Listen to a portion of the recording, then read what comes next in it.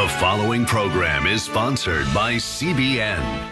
Today, you shouldn't run from your trials. Pastor Jentezen Franklin live in studio. You will become more. Turn your trials into triumphs. Because only then can diamonds be born. Plus, fight America's #1 killer. It's the only diet ever proven to reverse heart disease in the majority of patients. What should you eat? And what should you avoid? You don't know how good you're going to feel until you give it a try. On today's 700 Club.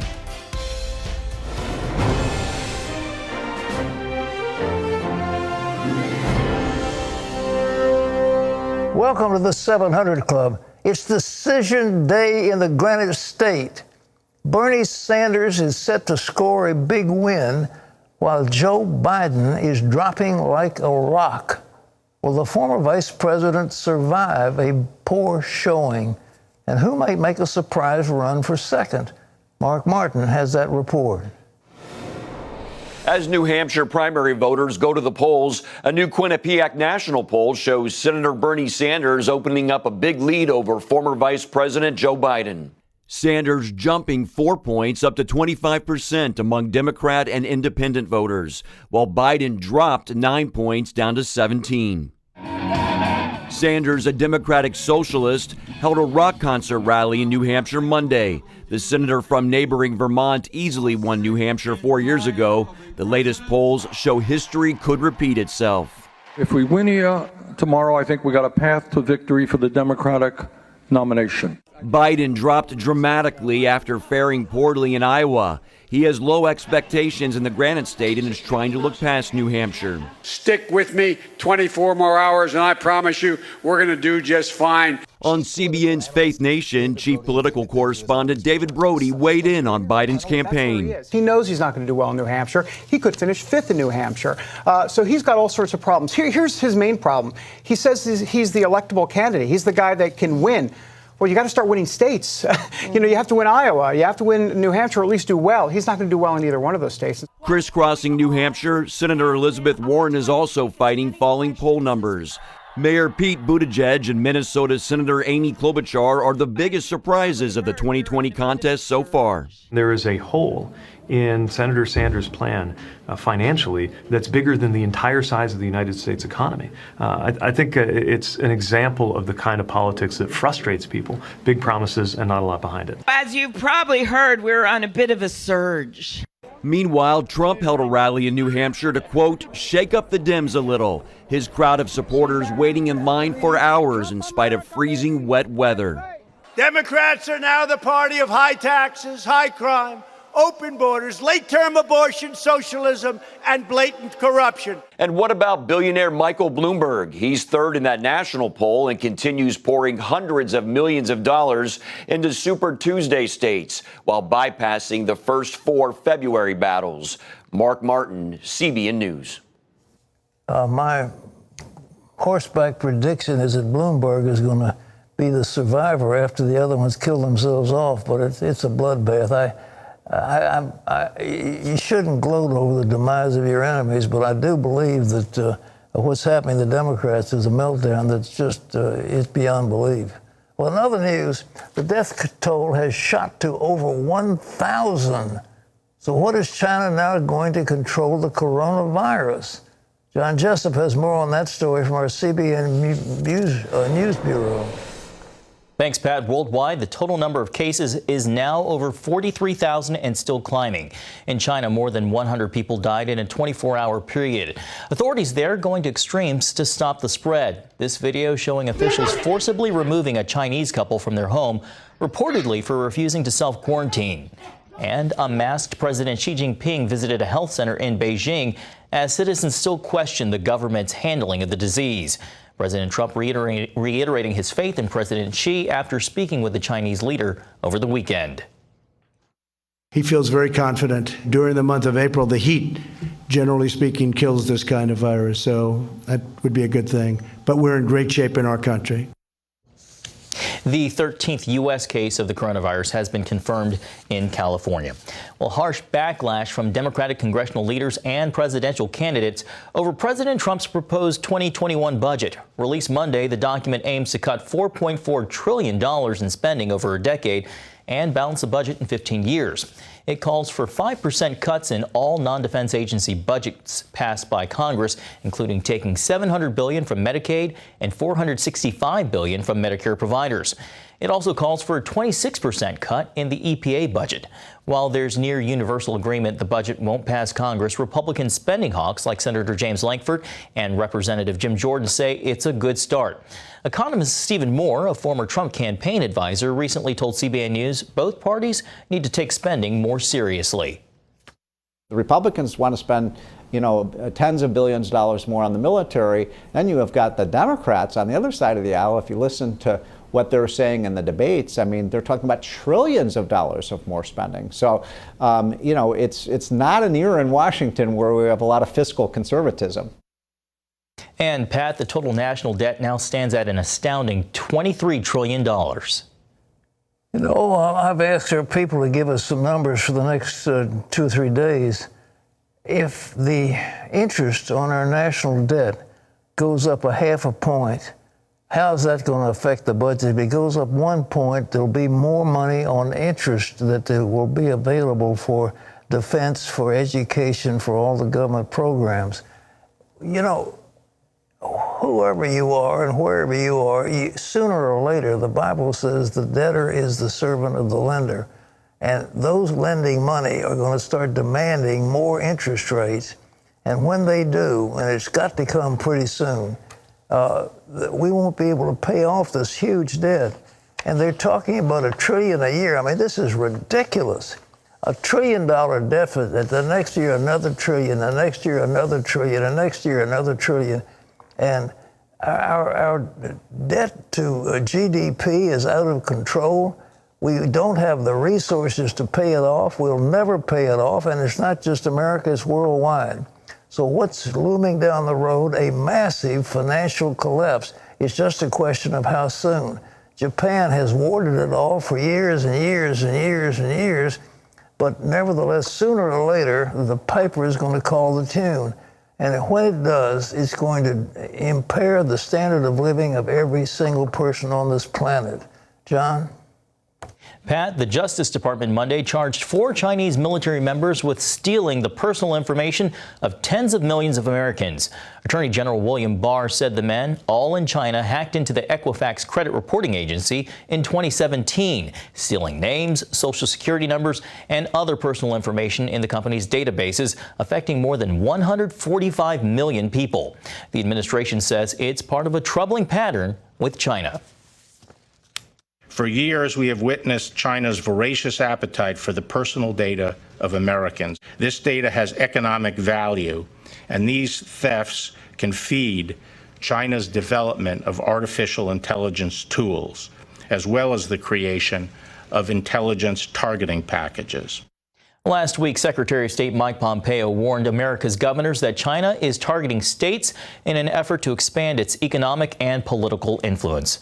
Well, the Justice Department is also suing the state of New Jersey over policies protecting people living illegally in the United States. So-called sanctuary policies make it harder for federal immigration agents to do their job. The suit claims the policies break federal laws by keeping state and local officers from sharing information about criminal suspects living illegally in the United States. Well, Homeland Security officials say the number of illegal crossings at the southern border have dropped for the last 8 months, down 90% over last year.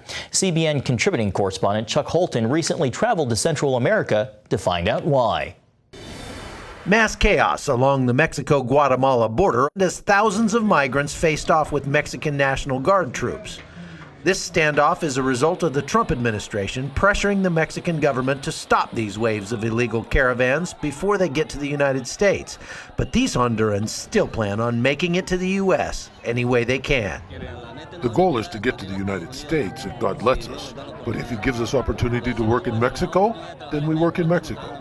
This is a repeat trip for many of these migrants who say this time Mexican authorities are taking a much stronger stand. They want to cross by 50 and more because they are afraid in social media are saying that they are deporting them. So this is the river between Guatemala and Mexico. And as you can see, there are boats out there in the water that are crossing illegally, but this river is not very deep. And so you can actually see some people just waiting. It's almost impossible for the Mexican military to stop people from crossing illegally. And as a matter of fact, I was just talking to a couple of soldiers over there that said, we don't stop anybody from doing anything as far as crossing goes. But the Mexican police are instead pursuing a different strategy. This checkpoint just north of the Guatemalan border in Chiapas state shows that the Mexican police and military are working together to try to find these migrants that are trying to still sneak through here, even though they know things are getting more difficult at the northern border. And right here, they're searching a vehicle. They just pulled a couple of Guatemalans off of one of these vehicles a few moments ago, and they're here illegally, so they're going to get deported back to Guatemala in the morning. And they're not just from Central America. Here in the border town of Tapachula, Mexico, there are thousands of migrants from as far away as Africa, Bangladesh, Pakistan, and Yemen. They're stuck here because of Mexico's version of its own wall, one made of bureaucracy. Every time you go to immigration to make a paper, they give you a different appointment. An appointment for fingerprint, an appointment for picture, an appointment for everything. And sometimes you go, they don't take you. Understand? They don't want you to be going up there. The current situation has caused smuggling fees to skyrocket from about $2,500 a year ago to upwards of $10,000 today. And those who attempt to enter the U.S. and fail end up with a debt to the smugglers they may never be able to repay. Still, this Haitian migrant is relying on his faith to get him a piece of the American dream. Donald Trump is a president. I respect the president, but let me tell you, God has a plan for me. And my faith will take me to America, and I think Donald Trump will never have the right even to touch me.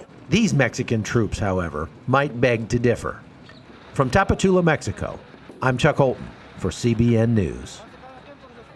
Pat, a far cry from where things were just 1 year ago. You know, you have to be honest about what happened. Obama let it be known that people coming out of these countries were welcome here. We have not fixed our immigration laws.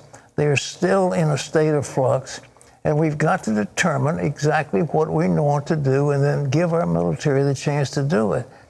But just think of a world where there are about 7+ billion people, many of them in desperate poverty, and they want to go where there's something good. Well, in going, you've got the flour, the cream of the intellectual elites of these countries are coming and leaving their country instead of trying to build up a society. And it won't work. And what's going to happen is going to be a massive, as I said earlier, a massive collapse. What can we do about it? I've been reading about the work of Truman and what was called the Marshall Plan.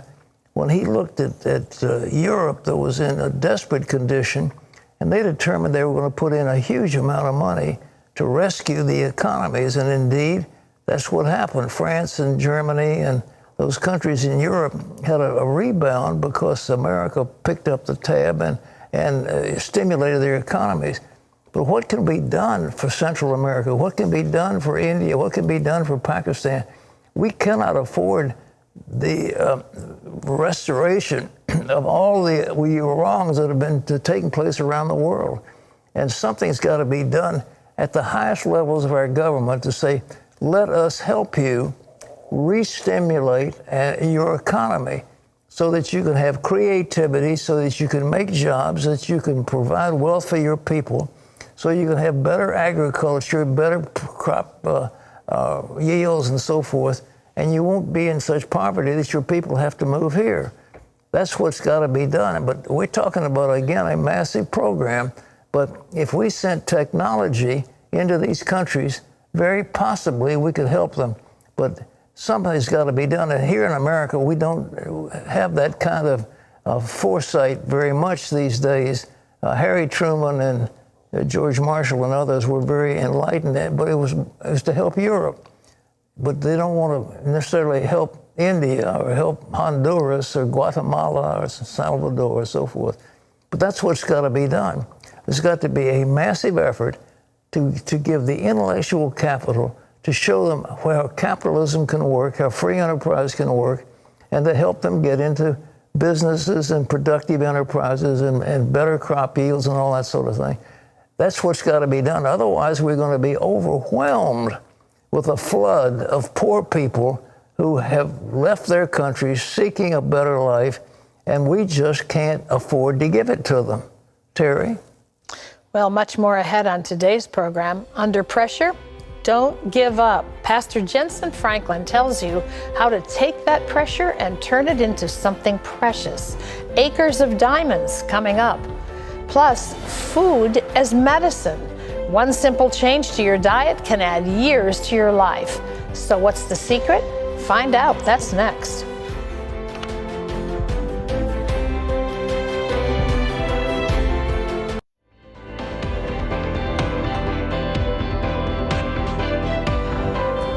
What kills more people than smoking?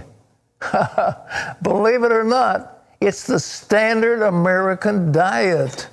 So what's the healthy way to eat for 2020 and beyond? Laurie Johnson has the answer. As a young boy, Michael Greger saw how food can be medicine. His 65-year-old grandmother faced death from heart disease. Then she adopted a plant-based diet and lived to age 96. Now, as a physician, Dr. Greger cites numerous studies that back up his grandma's choice for helping others fight America's #1 killer. Not only can heart disease be prevented and arrested with a plant-based diet, it's the only diet ever proven to reverse heart disease in the majority of patients, opening up arteries without drugs, without surgery.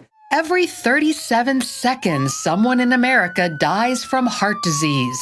Cardiologists like Dr. Deepak Talreja urge their patients to make changes before it's too late. And we try to push people towards as optimal a diet as they can really stick with. In short, he recommends eating more plants, fewer animals. Some people are very committed and they'll fall into a program where they do 100% the right thing. Some people can't do that, but if they can do the right thing 70 or 80% of the time, that moves them closer to getting where they're either going to get more committed or at least get some benefits from that diet. And it's not just heart disease. Studies show a plant-based diet can prevent other leading causes of death, including cancer. Case in point, Loma Linda, California, the American city with the most centenarians per capita. Also home to the highest concentration of Seventh-day Adventists, a denomination which advocates a plant-based diet. Adventists have approximately the same proportion of people who die of cancer, heart disease, or stroke, but the age that they get diagnosed is much later. As the name suggests, a plant-based diet contains mostly foods that grow from the ground. Also, whole foods, ones that are as close to their original state as possible. Plant-based diets offer varying options. Vegan is 100% plant food. Vegetarian includes eggs and dairy. And for those who just can't do without, pescatarian allows seafood. And you may have never heard of FLEXITARIAN, but it includes some meat and poultry. For the last 15 years, dietitian Juliana Hever has been teaching people how to switch to a more plant-based diet, which she says can reverse type 2 diabetes and high blood pressure. It reduces obesity and extra weight. It reduces medication requirements. I love to say that decreasing your medication results are normal. My clients get off their medications. She admits there's a learning curve. I liken it to learning a new language. You know, anything when you're transitioning something major, like the way you've eaten your whole life, you just have to learn a few new words, a few new ingredients, tie them together in some sentences and paragraphs and some recipes. And then if you keep doing it over and over again, you become fluent. Dr. Greger says if he can get his patients to try it for 3 weeks, they're usually hooked. They're going to sleep so much better. Their digestion's better. Their period's less painful. They have more energy. But in fact, some people say, oh, I felt fine, doc, but then I didn't realize I had chronic indigestion. Like, I just thought it was normal to feel like this after a meal. But no, you don't know how good you're going to feel until you give it a try. Dr. Greger recommends consuming certain plant-based foods and beverages each day, like berries, leafy greens, legumes, a tablespoon of ground flaxseed, a quarter teaspoon of turmeric, mushrooms, green tea, and more. So while many of us enjoy eating the old standards, increasing evidence shows a healthier and wiser choice involves eating more unprocessed foods from the ground up.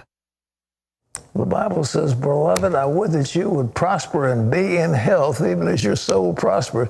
Lori is here with us an array of delightful vegetable soup. That's right. Now, this is your soup recipe, and it's 100% plant-based. That's right. And so I did bring a picture of all the ingredients before I made this soup over the weekend. There are lots of them, and you see that there's kale and peas and cabbage, tomatoes.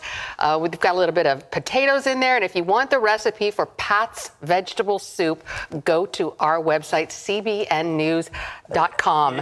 I just was in the kitchen, and I just started horsebacking that thing. I said, well, let's try a little. Give me a pack of frozen spinach and give me some kale. We chopped that up. But the big thing is, I was in there with a chopping knife. You got to chop the potatoes fine. Right. So many onions. You put the onions in. You've got celery. I have about 20 different kinds of vegetables, and it's really delicious, isn't it? It is delicious. Yeah. It's the combination, and like you say, the flavors sort of marinate. You put it on the stove for anywhere from like about 4 hours, and it's just fantastic. Now, this is my soup. This is the squash soup that I've been making for years, and everybody loves it. In fact, when my son was at college, he called me from inside a grocery store and said, Mom, how do you make that squash soup you always make? And it is very healthy, totally plant-based. Here are the ingredients on your screen. Well, how's you it can taste? see please feel free to have some turmeric. We know that's extremely healthy, and especially combined with a fat, which in this case, coconut oil, one of my favorite fats, and black pepper makes turmeric absorb into your body. What's this on top of the squash? Those are pepitas, which is a fancy name for pumpkin seeds, and I roasted those a little bit. Do you like it? I love it. It's delicious. Now, here's another, and this doesn't take very long to make. And again, the recipe for the squash soup is on our website, cbnnews.com. Here's an old favorite, but never disappoints. Wow. Roasted vegetables. And can I tell you how easy this is? Yeah. I just chopped up these various vegetables, threw them on a pan with some avocado oil, which is really a great oil for high heat. Okay. On 425, and I've got in here broccoli, sweet potatoes, red pepper, cauliflower. My goodness. And here's a fork. All right. Or if you want to eat with your fingers, that's fine. This is your show. Fingers are fine with me. And again, you can mix up the different vegetables. You want the cruciferous vegetables, the broccoli, the cauliflower, Brussels sprouts are especially good. But these health experts that I interviewed said, really try to mix up and, put some variety in the different plant-based foods you eat. Don't eat the same ones every day. Now, this is a really great crowd pleaser. These are dates stuffed with almond butter, sprinkled with cinnamon, which is extremely healthy. And you can see I put it on a special Valentine's Day plate because, Pat, you're married. Don't forget, Valentine's Day is in 3 days. Oh, boy. And so this is a nice alternative to those really sweet, unhealthy treats that people often do on Valentine's Day. Date hollowed out, and in that you've got, what's in it? Almond butter. Almond butter. And then sprinkled with cinnamon, which cinnamon is really good for you. Sweet and nice. It's very good. And then again, another alternative to sweets, to candy, these are frozen grapes. Wow. And so when you're having a sugar craving and you open the freezer and you're thinking about ice cream, go for the frozen grapes instead, because they're frozen, and so it gives you something to chew on for a while. Very good. I use the frozen blueberries. I get them, and they're very nice. But these are delicious. They're great, and they're a great substitute for real sugar for candy. When they show you, just freeze them. Those are just plain old grapes. I bought them at the grocery store and froze them flat. Well, ladies and gentlemen, I recommend Pat's minestrone. I tell you, I labored over the last part of this stuff, and it's very good. I had about 20 different vegetables. I just kind of kept throwing it in and mixing it up, and out of that, then having made the stuff, I then said, let's make a recipe out of it. I didn't go the other route. It is so delicious. And can I just say, the people I interviewed for this particular segment, they say, yes, in a perfect world, we would like our patients to eat 100% plant-based, but a lot of folks just don't want to do that. And so you can add some meat to these things, a little bit of chicken, maybe some salmon or some grass-fed beef. And they say what you should keep in mind is if you really want to eat meat and still try to be plant-based, think of meat as a condiment, something small on the side.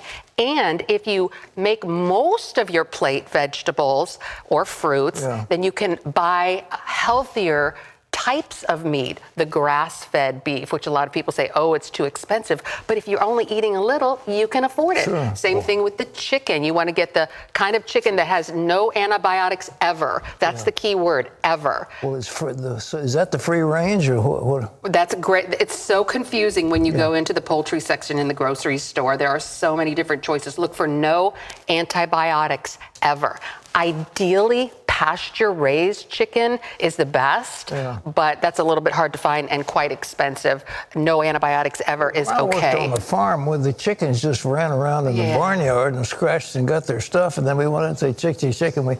We threw some grain for them. And that's the best the way. Good kind of chicken. That's the best way. But they shoot these things full of antibiotics. Too often. It's terrible. Too often, but not everybody. So look for the no antibiotics ever. And when it comes to seafood, try to get the wild caught as opposed to farm raised. That's a little bit healthier, these experts say. They load the antibiotics into the fish in those, the salmon. Don't they have antibiotics in them? Right. Yes, in many cases. And so the wild caught, and you can buy fairly inexpensive wild caught fish. Drug resistant from eating all those antibiotics? And a lot of our health experts are saying that, there's a real number on your gut bacteria too. So be careful when you're buying meat and fish and poultry. These things can actually kill the gut bacteria that's keeping you healthy. A lot of the folks I've interviewed, the gut experts say yes, be wary. And so when you're thinking about going to a plant-based diet, a lot of folks are like, oh no, I don't know what to do. There are a couple of cookbooks that we have. The two experts I interviewed in the story that we just saw, each one of them has a cookbook. Juliana Hevers, don't you love that title? How Not to Die. That says it all. And the other one is The Health Span Solution. Both cookbooks, fantastic. All the plant-based recipes you can handle. Well, you'll love my minestrone, and the recipe, I think, is on cbn.com. It is indeed. You got pictures. The pictures of me and Terry making it? If you search on Google, which is what I did, I searched on Google because I wanted your recipe, Pat Robertson's vegetable soup, and up came a video of you and Terry making it in the CBN kitchen a few years ago. And it is such a funny video watching the two of you in the kitchen together. Well, we had fun. I had a red apron, I think. You were just throwing stuff in the pot, and that's what's so great about cooking is you don't have to be precise. That's right. Well, I didn't write the recipe after I'd made it up. Then I said, let's put down on a piece of paper what I like this idea of frozen grapes. They're delicious. They really are, and they're especially good for folks like me who get these intense sugar cravings, and that satisfies a sugar craving without eating. These even better. Lori, you are a wonder, and ladies and gentlemen, we want you to be healthy and be in health. Beloved, I pray that you will prosper and be in health even as your soul prospers. And this is the way, plant-based and all that fat beef is causing heart disease, high blood pressure, indigestion, and all the other stuff, including obesity. It's part of our culture as well. I mean, this is what we grew up. I used to eat beef 5 days a week growing up. You know, it was meatloaf, steak, hamburgers, you know, just a different form of red meat. So this is actually quite a shift for folks who grew up eating meat. That was the centerpiece of the meal every night. Well, big steak. I mean, you can't fake steak. That's the advertisement. I understand. This is much better. Try it. It's not fanatical. It's really good stuff. Okay. Lori, thank you so much. My pleasure. God bless you. God bless you. Terry, what you got next? Well, coming up, the unbelievable scene inside one woman's house after it was hit by a tropical storm. What did she see as the waters reached her knees? But first, unleash your hidden potential. That's the secret to a better you. What is it? Pastor Jentezen Franklin has the answer, and it's not what you might think.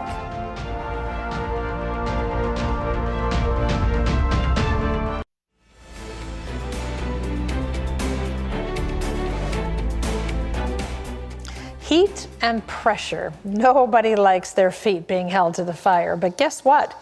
That can be a good thing. Take a look. New York Times bestselling author and pastor Jentezen Franklin says that it's time to open your eyes and see what's right in front of you. I'm telling you that you shouldn't run from your trials. You shouldn't run from them, for in them you will learn more. You will become more. You will do more. Stay right there where you're under heat and you're under pressure, because only then can diamonds be born.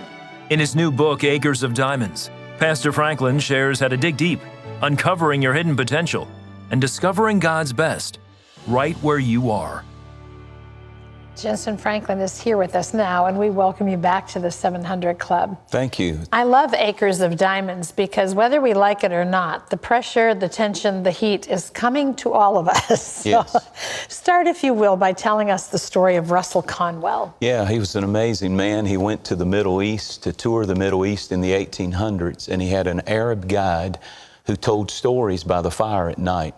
And one of the stories that he told, he took it back, put it in a little booklet, and it sold 7 million copies. He gave the speech 6,000 times and took the resources and founded Temple University, where there's 40,000 students. It all came from one story, and it's the story about Acres of Diamonds, and quickly I'll sum it up.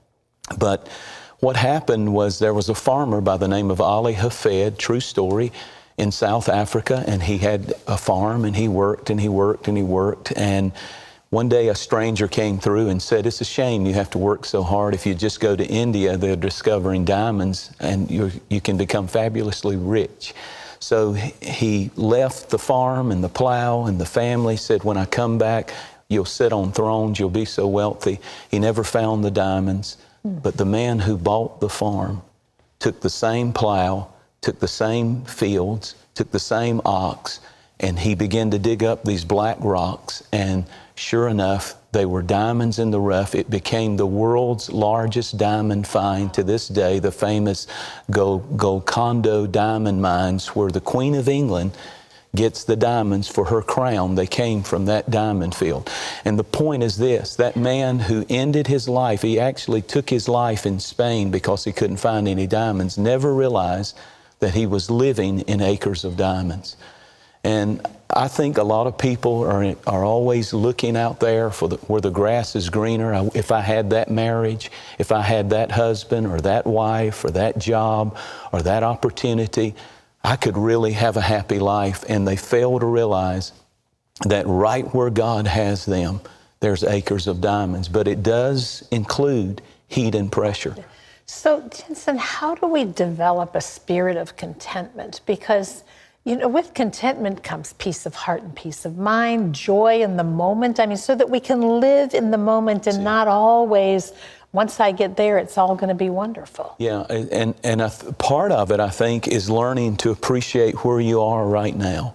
You know, Jesus died on the middle cross, and there were two thieves on both sides. And I think Jesus represents life's greatest treasure. But for you and I, besides Jesus, the greatest treasure we have is right now. And if we're not careful, we'll let the thief of yesterday steal the joy of right now, or the thief of someday steal the joy of right now. I'm blessed right now. We're not in the hospital right Amen, now. brother. We have health. We have all that we need. And why probate your praise when you get this or you get that? Then I'll be happy, when right now is one of our greatest treasures. But one of the things you talk about a lot in the book, and I think it's the question that everybody has, is that's wonderful for you and I right now. We got up, we're healthy, we're here, we're doing something we enjoy. But what about when you're in the midst of crisis? Because it's coming to everybody's door. And I think that's where the diamonds are born. Yeah. You cannot have a diamond. All a diamond is carbon deep in the earth, and the thing that makes it a diamond is the atoms bond when intense heat and pressure come. So it takes the trials, it takes the loneliness, it takes the pain, it takes the suffering to bring the diamonds. And I know in the ministry that God gave us, you know, if I had walked away, there were times when it was so much easier. And I had an invitation one time to leave my church and go to a church that was a mega church that the pastor was ready to retire. And I was in that struggle season. We were just a few hundred people, and I wanted to leave. You know, we were having all kinds of pressure. Yeah, the pressure, the heat of building a ministry versus there's a building, it's ready, it's paid for, go get it. But the Lord wouldn't release me. Sometimes success is a 4-letter word, stay. Yeah. Stay. Boy, that's true. You talk about it in marriage too, that there are times for all of us in marriage over the years where you think, I'm out of here. Yeah, exactly. But stay is what brings the goodness. It really is. And, you know, my wife and I, we when we first got married, I remember thinking, if she would just be more like me. If she would just be more like me, we wouldn't have any problems. What is her problem? And you learn that through the heat and the pressure, the ups and the downs, the times when you love each other always, but you can't stand each other sometimes, that now 32 years later, 5 children and 4 grandchildren, when I was with my granddaughter yesterday, that's my acres of diamonds. I'm so glad I didn't walk away. I didn't say the grass is greener on the other side. Sometimes it's because it's a busted septic tank over there. You better dig in your own backyard. Yes. Dig in your own yard. And, you know, the easy way is hardly ever God's way. You talk about Joseph in the book. And one of the things that always strikes me about his story, I just think is such an amazing story of someone who endured through unfair things happening over and over again. And you never hear it said that he ever complained about anything. True. So you talk about having the vision for where God's taking you. Yeah. One of the stories that I tell, the true stories in the book, is an amazing story about a guy by the name of Steve Wynn. You mentioned Joseph and he had a dream. Well, Steve Wynn, of course, is a famous developer in Las Vegas. He's built all of these famous hotels, the Bellagio, and we could go on and on. But he loved art, and he bought a Picasso piece of art and put it in the lobbies, and it was called Le Rêve, which means in French, the dream. And here's what happened. A man came along, he paid $50 million for it, and a man came along and 6 years later wanted to buy it for $139 million. Wow. So he decided to sell it, and he said, I'm going to have this huge celebration and say goodbye to the dream. So he invited all of the wealthy people in. They come to Vegas. He has an eye problem, and he had the painting on an easel, true story. And when he turned to say something, his arm, he stumbled, his arm went through the painting and he tore it. And of course, the investor said it's not worth anything. The dream is torn. The dream is tattered. The dream is destroyed. But he went and found an art surgeon. It took him a year to repair it. And the amazing part of this story is this, that when he put it back up for sale, the same man who said it wasn't worth anything bought it for $155 million, $18 million more. And the point is, when your dreams are tattered and torn, there's still acres of diamonds. Really, you'll be more valuable after you go through what you've been through. Well, the book is rich with wonderful advice, information, scripture. You want to get it. It's called Acres of Diamonds, Discovering God's Best right where you are. And you can get this in stores nationwide. Highly recommended. Thank you. It's always wonderful to be here. Thank you. Well, still ahead, minnow swimming in her kitchen. Really? That's what a woman saw after torrential floods flooded her house. How could she ever save her home? Plus, get ready for a viewer favorite. We've got your questions and some honest answers, and it's just around the corner. Sarah says, my husband and I have a trip abroad planned in 3 weeks. Should we cancel our trip due to the coronavirus? Pat's going to take that on and more later on today's show.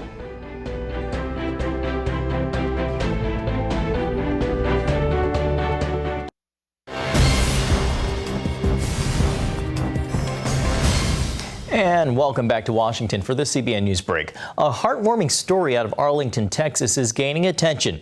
A school principal says she followed her faith after God called her to donate a kidney to a father of 3 of her students.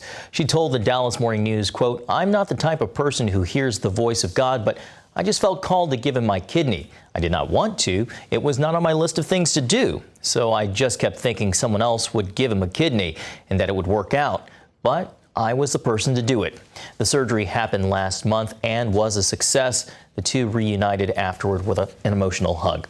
Well, Batman, Superman, and Black Panther joined forces to surprise patients at Norton Children's Hospital in Louisville, Kentucky. The team of superheroes said their mission last week was to wash windows and put smile on the faces of children. The crew from Pro Clean International puts on capes and masks several times a year before scaling the hospital walls for dozens of children and their families. You can always get the latest from CBN News by going to our website at cbnnews.com. Pat and Terry will be back with more of the 700 Club right after this.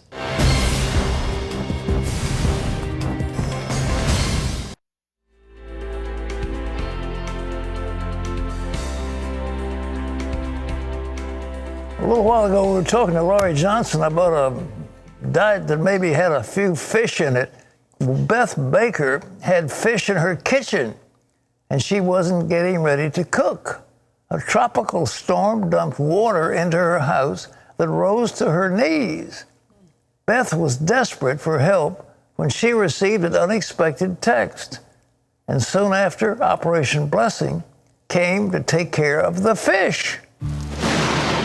There was a loud boom, a lightning, and it scared me. It woke me up. And the kids were already awake. I hear them screaming for me to come.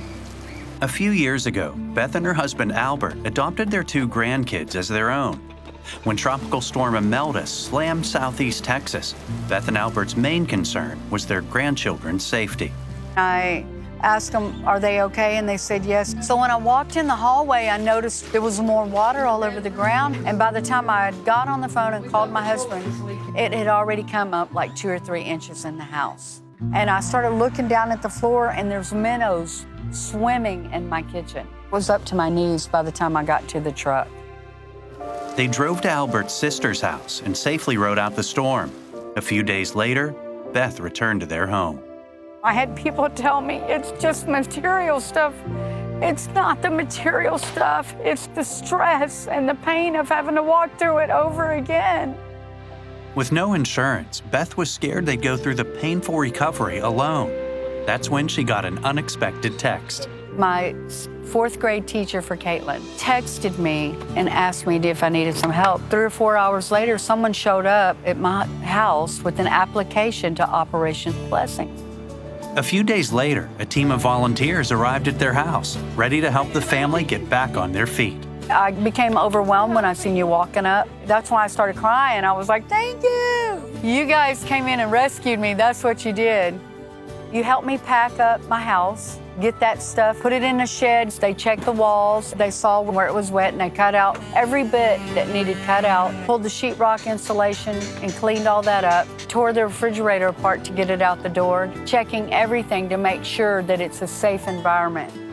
Now, Beth and her family are ready to move forward, and they know they're not alone. You coming out and taking your time and your donations and your work shows us that we do matter. Thank you so much for your help. Thank you. Isn't it great that we can help people like Beth? I just can't tell you what it does.